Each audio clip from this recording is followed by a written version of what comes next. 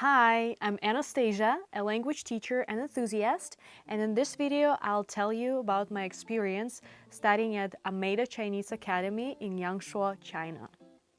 So I went to China in January of 2020 and was initially going to spend 5 weeks there, studying at a language school for a month and then traveling across the country for another week. But the universe had different plans for me. If you remember what happened in January 2020, you will understand. So I only ended up being there for 10 days, which were nevertheless incredible. My language learning story actually started back in 2018 when I was still in college in Russia. I had a lot of Chinese classmates that inspired me to learn Mandarin. And in 2020, after learning the language for about 2 years, I decided to go on a trip to China and take classes at that language school. So I landed in Guangzhou in the south of China and then took a train from Guangzhou to Guanxi, had a layover there, and took a train from there to Yangshuo. It lasted about a few hours, but it actually was pretty challenging because despite studying Chinese for about 2 years, I could barely understand anything. I felt like all the words, all the characters just disappeared from my head all of a sudden, and I had to get by somehow because all the signs at the airport, at the train station, everywhere were in Chinese, and no one around me spoke any English at all, and of course no Russian. It was a challenge for sure. I even had to call my Chinese classmate so that he could talk to the people around in Chinese. Yeah, it was really funny. And one more thing that actually helped me is a translator. So I truly recommend downloading Baidu Translate or any other app that has a feature where you can take a picture and it can translate it from there. So I took pictures of characters that I didn't know, and the app translated them for me into English. And thanks to this, I survived and I finally got to my destination, woohoo, to Yangshuo.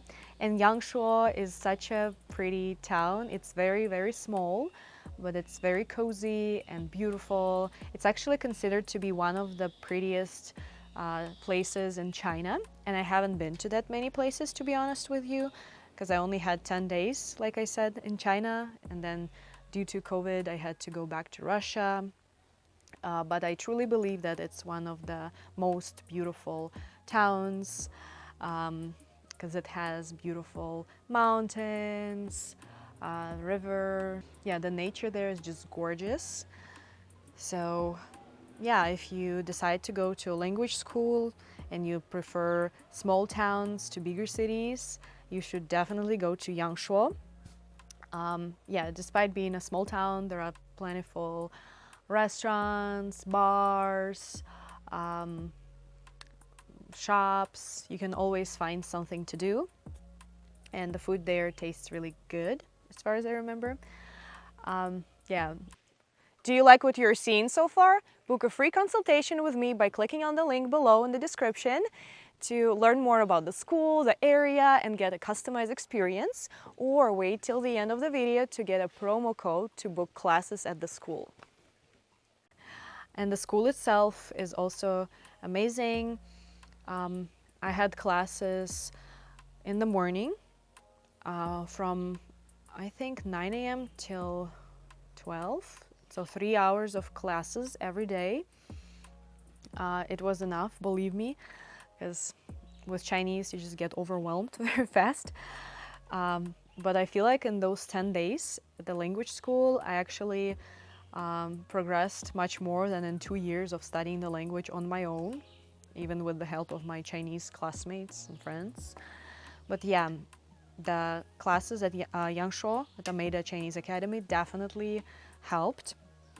And apart from the classes there, I also had a buddy. They have a buddy language program, and they assign a Chinese speaker to you that you can practice your Chinese with outside the classes, and you can help them with English, for example. So it's like a barter, a tandem, and it's a great program. You can make friendships. It's amazing. And of course, you can make friends among other students. There are students from all over the globe that come to Omeida Chinese Academy. I remember in my group there were 2 more people. So the groups are really small, maybe like 3 to 5 people in each. And in my group there was a girl from Turkey and a man from Australia. And a lot of people went there for the whole year or semester. They took a gap year, for example, and decided to spend it in China, exploring the local culture and learning the language. Yeah, so I made a lot of friends. It was amazing. I still keep in touch with some of them. It's been 5 years. Yeah, we used to hang out after classes. We would go to parties together. Yeah, and also I didn't mention that after classes there were different activities held at school. So, for example, we had calligraphy workshops, different workshops about Chinese culture and history.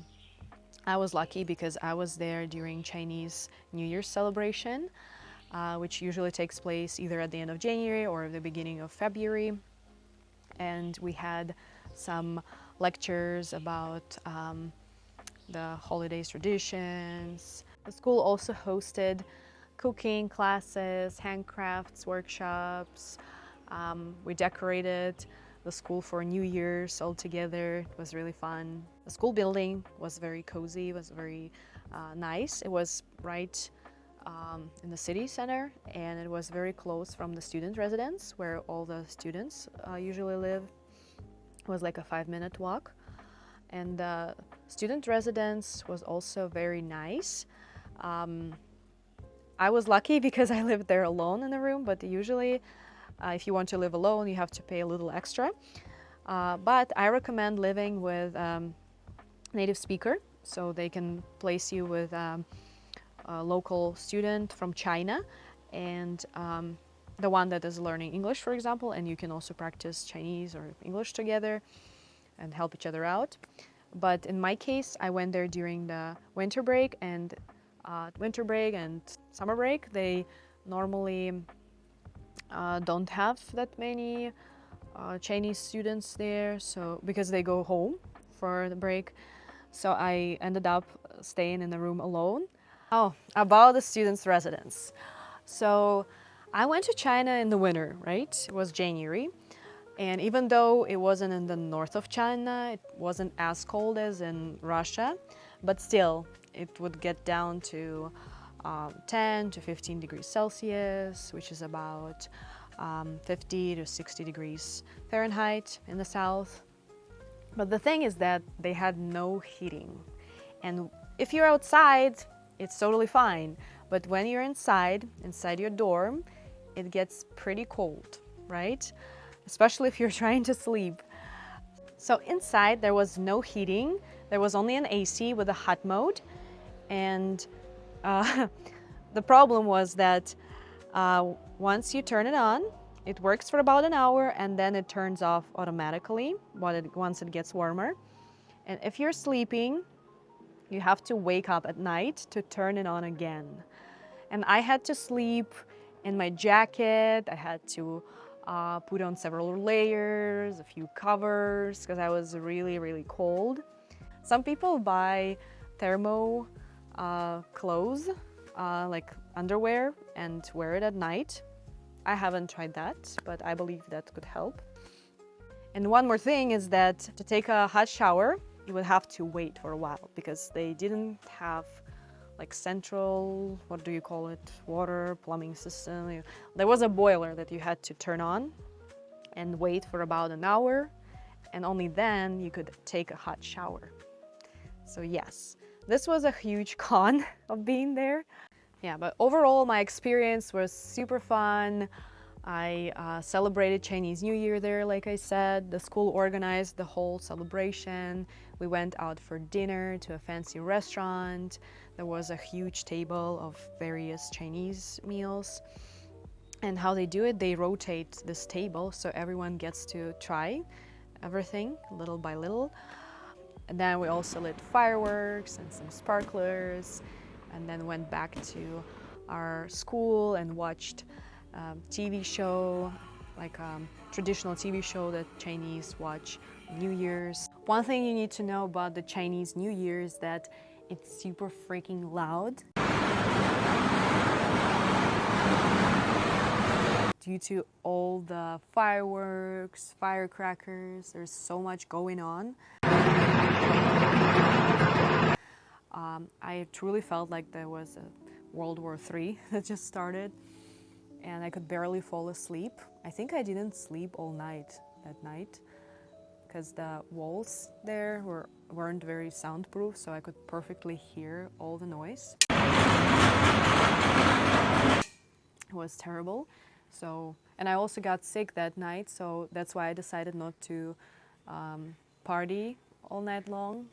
Soon after we celebrated New Year's, I started hearing the news about COVID, that there was an outbreak and all the foreigners had to go back to their home countries. And first I refused doing that.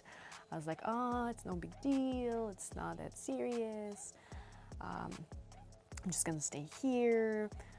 They started imposing masks on everyone, so everyone had to wear a mask to school and all the public places. And then a few days later, all the restaurants, stores, and shops were closing. Our school decided to have online classes instead, and they told us to stay indoors. And it wasn't that fun anymore, so I was like, I didn't come to China to be stuck in my dorm, after all. I might as well just go back to Russia and study the language there.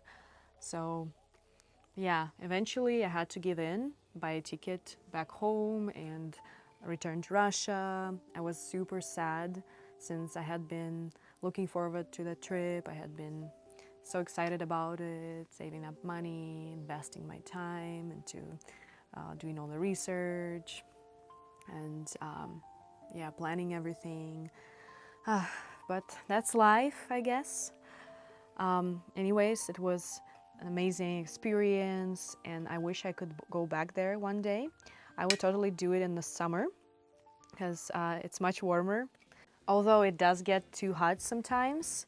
But there is an AC, I guess.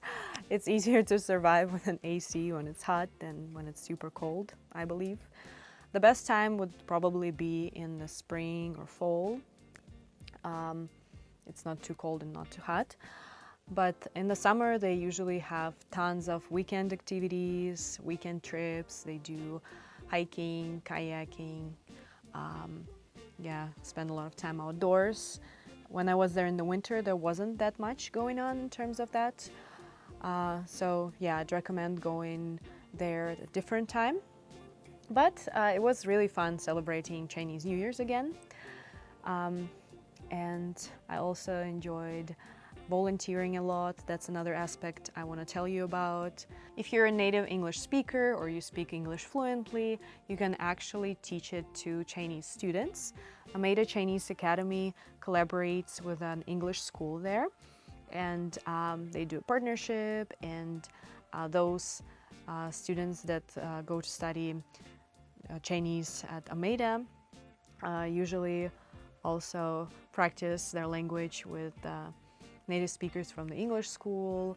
They live together, like I said, and have this buddy program so they can practice it outside of classes. And also the volunteers teach 1 hour of English classes to the Chinese. So this is what I did. Usually in the winter and during summer holidays, they have kids, and my students were I think 8 to 14-year-old kids that were very, very nice. They were truly motivated to learn English, very well disciplined, and were very respectful towards their teachers. And all I had to do is just talk to them.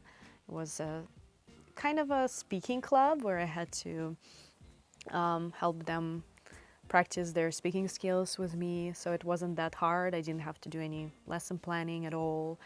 But thanks to this, and thanks to those 5 hours of volunteering a week, I got